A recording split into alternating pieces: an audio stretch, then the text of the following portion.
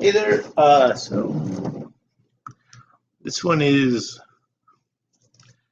Peaks and Valleys. This guy's a doctor. I'm guessing is a psychologist. He wrote "Who Moved My Cheese," which is interesting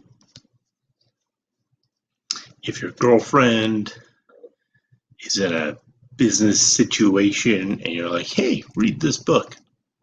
Do not do that. They take it personally, like they did something wrong. That's my experience. Anyway, so I've gotten in fights over who moved my cheese. Meanwhile, I'm like, I don't care who moved my cheese. I'll move my own cheese. And then Peaks and Valleys is this guy's next book, which is a gem, small and valuable. It literally says small and valuable.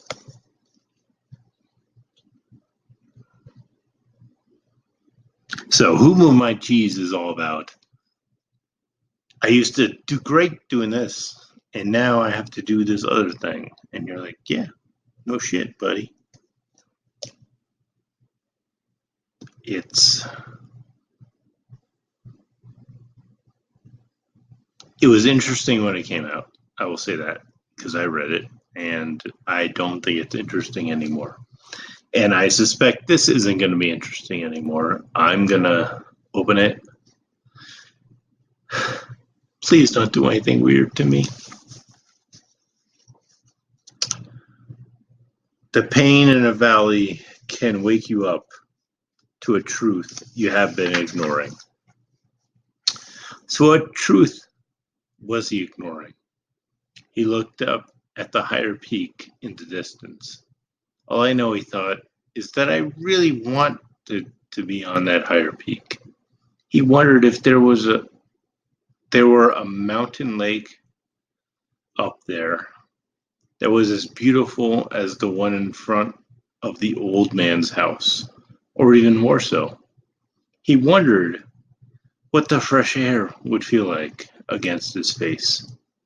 Then he thought about what the old man had said about getting to your next peak by creating the following sensible vision: a picture of a better future that makes sense, that you draw on all 5 of your senses to imagine. He realized that just moments ago, he had been creating a fearful vision, an image of himself drowning as he was being pulled into the river. The old man had never talked about a fearful vision, but that is exactly what the young man had been seeing. Maybe you are always creating a vision of your future, he thought. Whether you are aware of it or not, either a fearful vision or a sensible vision. And it's just a question of which vision you follow. And then he said, oh, that's it. He spoke the words out loud into the rain and thunder around him. I suspect you guys are going to kind of get where I'm going to come from here. This is like the secret kind of stuff. This is like Oprah telling you, believe. Nothing has to do with actually believing in yourself. I know that sounds horrible. I never believed in myself. I doubted myself every single second, and that's actually why I was good at what I did, because I doubted myself. Every single time that I had a job, I was like, I'm horrible. Why are they even hiring me? And so I wanted to prove them wrong. So I doubted myself nonstop. And maybe that's a horrible way to live, and maybe that's why I'm depressed or whatever it is I am. But if I was like this guy, I wouldn't have gotten any single goddamn job I ever got. because you can't believe things before they happen. I mean, it's cool to imagine them. I mean, I understand, I guess, like NFL players picture throwing the perfect spiral and that kind of stuff. But those are guys that already throw perfect spirals. This is kind of pissing me off.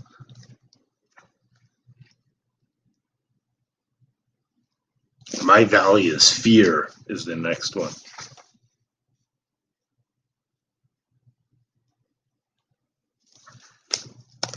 I kind of want to read that, but I'm not gonna. I don't think it's worth it because I think it's wrong. I think every single person has an idea. This is what I want to do, and I'm going to do my best to do it. That's since, I don't know, 8th grade, 12th grade, whatever it is, somebody has an idea about what they want to do. And you can't go back. You can't be like, oh, but I had a dream. You had that dream? Why didn't you follow that dream? And so if you were like the guy that was going to draw amazing art, when did you change your mind and stop doing it and then start doing it and stop doing it and start? I don't know. And I know right now, so for me as an instance, I want to be a writer, but I also know that I'm probably going to suck horribly at it. So if I do it, it's like a side project and it's for fun. I also want to carve wood. I'm actually very good at carving wood. I just hate all the scraps. It's like it makes a mess. I mean, that's not going to help anybody. And I don't know if I have to Google whether balsa wood is healthy for dogs. I also love to cook. Like, I'd love to work in a kitchen. There's a billion things I'd love to do.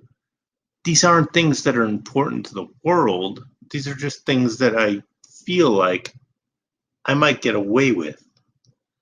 And I don't think writing a book about them to say, this is what you should do. No. I think you should take care of yourself. I think you need to figure out in your town, wherever you are, make enough money to pay rent and you know what else. Hang out at places that you can afford, so you don't have to be fancy. You can just sit in a dive bar. A girl, or a guy is eventually going to be like, hey, this dude's got it together. Last thing, hey, it all worked out. I'm a horrible person, is what I suspect. But no, that's pretty much life. And I'm trying to follow my own. Dude, if I could follow my own prescriptions, I can't, but I'm doing my best. Anyway, thank you, brothers.